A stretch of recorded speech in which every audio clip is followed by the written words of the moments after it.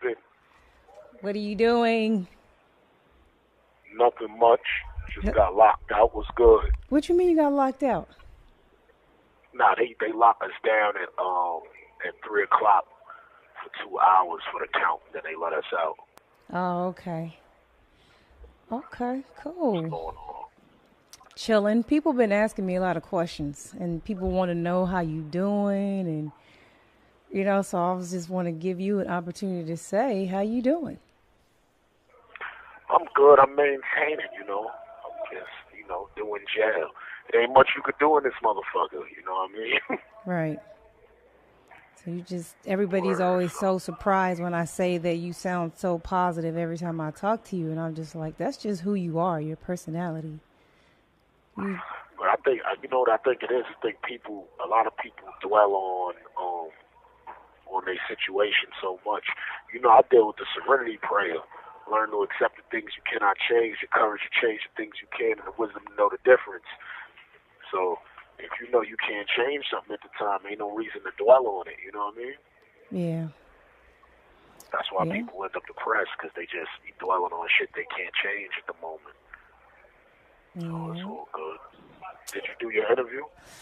Not yet. We are delayed like shit. I don't know what's going on. We were supposed to do it at 12, and then he texted me and said a bunch of stuff ran behind, but we were absolutely going to do it today. So I just said, all right, just give me a heads up when you're ready. And he said, okay.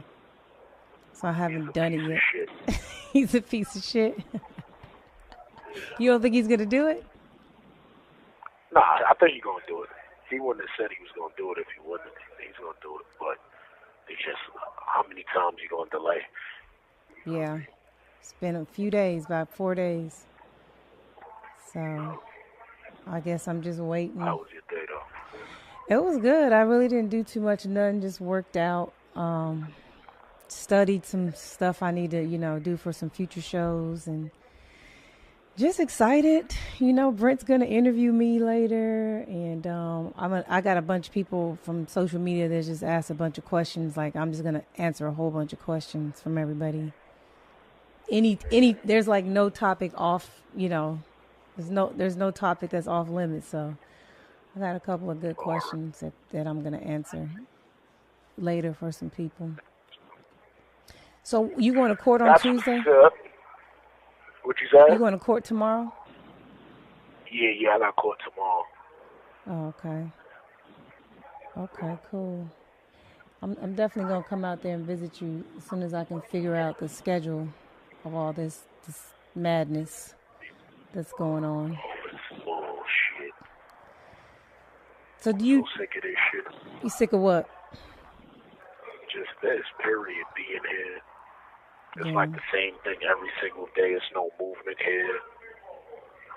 Yeah. It's like it's just trash. You got to be on like a routine. You can't deviate from the routine. I can't juice. That's what I hate more than everything. I'm like, they don't got no vegetables in there. You know what I mean? Yeah. You get fruits here and there. That's kind of crazy. Shit is bad to eat. Yeah. I think it's crazy I just think it's crazy how jail is. It's like people go to jail and it's so bad. Like the living situation is bad, the food is bad, the correctional officers are bad. But the minute the inmate is bad, then all of a sudden, like, he got to get beat or he got to be put in like a hole and all this shit. I'm just like, damn, that's crazy to me. I said that, you know what I mean? Because I'm like, I don't get into nothing in there. I don't argue with CO. I don't get into anything. But it's like the moment I ask for something that's going wrong, my toilet messed up in my cell, shit like that, they like, oh, you're trying to write up the facility and like I'm this bad guy. I'm like, the moment I do something wrong, y'all writing me up. Right. And then they have like the warden, they walk around to see if everything's fixed. They don't want us to tell the warden that the toilet is messed up, shit like that. So I'm like, oh, tell us first. I'm like, I've been telling you for months. Right. They feel like you jump over their head when you tell the warden and shit like that. It's just ridiculous. Like, they don't want you to be a man here. Like they talk to you like you a kid, and it's like you the real kid. You know what I mean? You make $50,000 a year. You a fucking kid. Yeah. You know what I mean? But it is what it is. Yeah. Goddamn bullshit. But hopefully this shit'll be over with soon for you. I had to figure out. I'm just trying to figure out what's taking so long. I'm not really used to this process. You know, I don't really have friends in jail. You like my first real jail friend. So I don't really know, like, you know what I'm saying? This is all new, uncharted territory for me. Like, I'm just like, wait, what? Like, my brother It's always a is, process. yeah, my brother's done a lot of prison time. Like, he really has. But, you know, it's never been a situation where I've ever been in limbo about it. Like, I just knew, like, this is what it is, and that's it. But with you, it's like, what is, you know, I'm just so confused about everything and just like, okay, so we just got to sit here. You just got to deal with this shit. You can't get bonded out like nothing. That's crazy. They said I'm a danger to the community. That's why I couldn't get bailed out. Really? Yeah, I'm still trying to wonder which community is that. Yeah, I'm trying to figure that out too. Did they tell you what Exactly community? What community? Did they ain't tell you which community? They just said a community? They just said I'm a danger to the community. I was like, all right, you know what I mean? This shit is crazy. I don't know. That sounds ridiculous. You know, they're going to paint a narrative and, you know, paint a narrative and a rhetoric, and that's just what it is. Yeah. Until you get found not guilty or whatever. So it is what it is. I ain't sweating. I've accepted now that I'm a danger to the community, even though I still don't know what community it is. As soon as you figure that out. I'm sitting here talking in schools. I'm sitting here talking in schools and shit, but they tell me I'm a danger to the community. I'm like, right. Well, the school ain't feel that way. I'm saying, like, what the hell? If you're a danger to the community, why isn't anyone after you? Like, why are you moving so freely? People that are a danger don't move like that. You know, you hopping around doing podcasts, drinking green juice. You know what I'm saying? Talking about ginger and shit. Now all of a sudden you a danger to the they community. They done took my ginger away. My nigga. I'm more mad about that. My nigga. And niggas really don't want you to be great, man. I just feel like your run was going so crazy. Like, it was just so crazy, everything that was happening, you know? And for it to just be stopped, I'm just like, what the fuck? Horrible timing. I was reading an article that the Ringer wrote about me, and I was like, and it was like saying basically how I didn't even reach my peak yet. I was like, word, that's crazy. Like, yeah. I really didn't even get to reach that peak yet. I feel like that's why I feel like, you know, some of the things that happened were strategic, because it's like people that want to see you fall, especially the feds and, you know, people that just really have it out for you.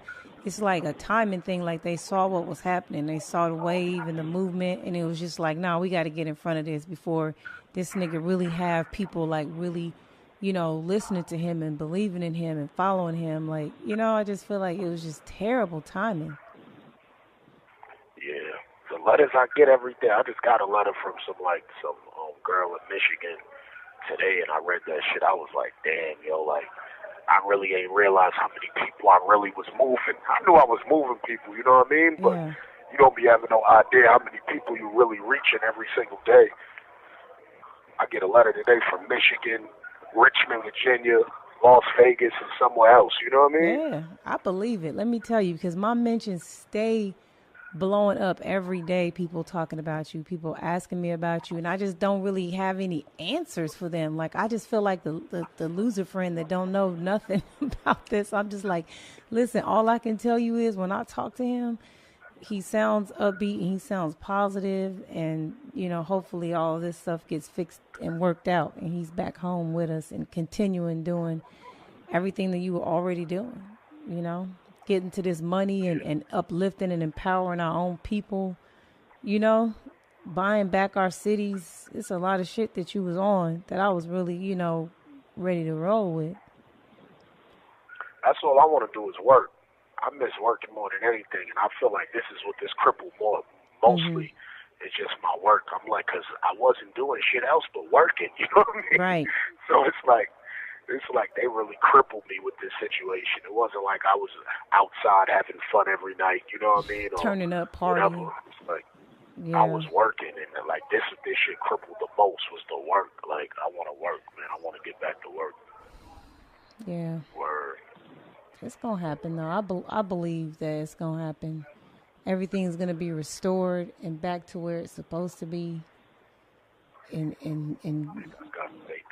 shit's definitely gonna move again, regardless. I feel like, you know what I'm saying. You put that positive energy out there, and make shit move for you. Yeah, you gotta like stay busy, like, in there, because you just find yourself doing nothing. I ain't trying to waste my time, know what I mean? I feel you. Well, I miss you. I can't wait to come and see you. I miss you too, man. I'm sick of this whack shit. Yeah, what day do your show usually drop? On Mondays. On Mondays? Yep. But the actual anniversary day is on Tuesday, so I mean, I could do a Monday and a Tuesday show, so it's whatever. I didn't do I'm supposed to be doing the Joe Budden interview tonight. All right.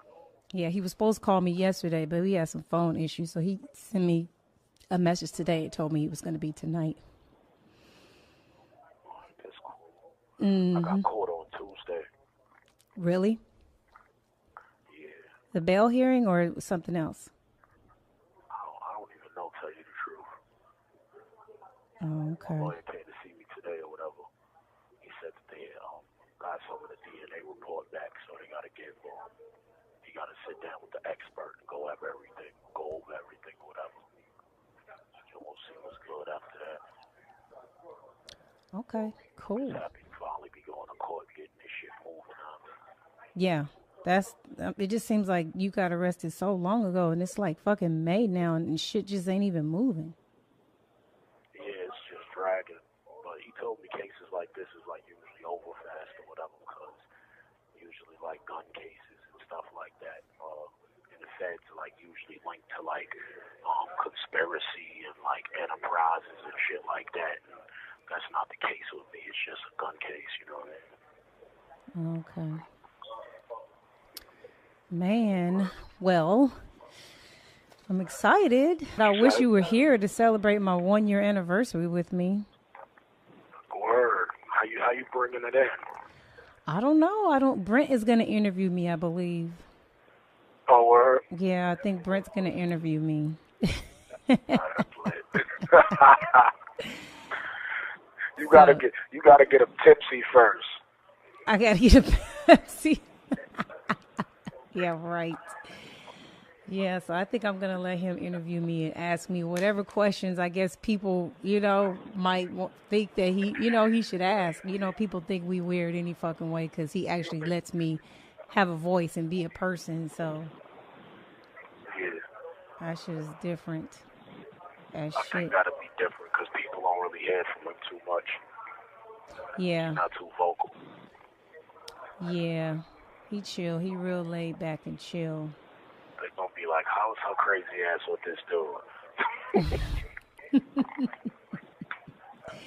That's what it is, though. Opposites attract. Yeah, they do. That's exactly what it is. People don't know that, though. Like, I didn't realize how, important the opposite thing is either, because I usually date people that's just like me usually, but you need somebody that's different. You still need similarities, but it's better to be different because you can live your own separate lives. Yeah, exactly. I sent you a picture on that photo pigeon thing. Or I just tried it out. I don't know if I did it right, but I'm just waiting to see if you get it or not. Yeah, well, you gotta, because my homeboy had got some pictures to it, and I'm like, what is that? He was like, it's like an app, it's a site. He said where people could just send the pictures to them, and they could send it through you without printing them out and then sending them. So I was like, well, word? Yeah, it's exactly what it does. They print them out and they mail them to you and everything. So I just did one. I just wanted to see if it actually works before I, turn everybody else onto it. I got a couple of homegirls that want to send you some pictures. What kind of pictures can you get from them? Still bikini? Yeah, you can get bikinis, bra and panties. They don't really want the full nude shots. They not giving you none of those. I got some sneaky titty pictures because I guess I was getting too much pictures, so some slipped through or whatever. Oh, that's lit. You Yes, know you like titties. Because they just, yeah, exactly, you know. I didn't even trust titties a few years back, and then I just became a titty man out of nowhere. Titties are the greatest. And they really are, though. Underrated. They really make the move. They underrated. I'm dead ass. They underrated. Yep, because I like big asses, but when I see a good pair of tits, it makes me happy. Yes, a good pair, man. I'm gonna see. I got this paperwork too, so I'm gonna come and visit you as soon as I can. You know, so I need some advice for year 2 of the podcast. I'm trying to take it to YouTube to do a video portion of it. That's coming soon. But I got a bunch of other sponsors and like advertisers hitting me up. Like I'm getting like between 10 and 12,000 listens like my first 2 days now. Oh, that's what's up. So it's getting bigger. Yeah, I told you it was gonna grow. Yeah. I told you it's a slow process, and like everybody's different. And when people see other people's stuff, they'll see it moving a certain way, and they be like, "Oh, mine's isn't picking up." But it's like people don't understand how much word of mouth takes to spread in order for other people to hear about something and to try something out. You know what I mean? Yeah. So it's a process. Yeah, and I'm enjoying it. You know, it's crazy. I was giving my homegirl advice to got a podcast, and I was telling her that she should have did something like, that Humans of New York page that's on Instagram. Uh-huh. And they be having like stories of random people they stop in New York, just random people, and they be having like these crazy stories. Just and I was random like, why don't you interview some bums, you know what I mean, from the street that have real like life stories. They don't have to be nobody. I think a podcast like that will like really grow. But when I thought about it for her, she's like too young, you know what I mean? She not probably enough experience for that life. lane, Yeah. you know what I mean? And probably wouldn't be able to converse about certain things or understand certain things to even bring certain things out of people, you know what I mean?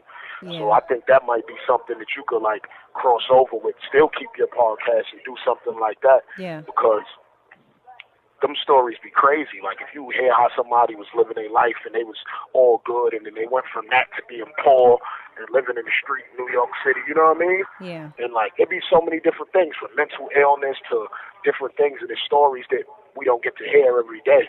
I think that'd be something that advertisers would definitely go forward to, and people around the world to listen to, because that's a worldly thing. People go homeless, people, even from interviewing women in women's shelters to battered women's shelters to people who's going through unfortunate things, to where you interviewing somebody that's 50-something years old and working Wendy's, and you ask like, yo, like, how did this, you know what I mean? Right, yeah. And you hear a lot of shit that a lot of people, just everyday people go through, probably deal with, and realize, you know what, everybody's been, it's a lot of people like this that going through the same struggle, or even positive stories. There's some good stories out there, and some bad. But I think you're right. I think it would be a good show, because it would almost be like showing America what America really is made of and what it's built from and where we are. Exactly.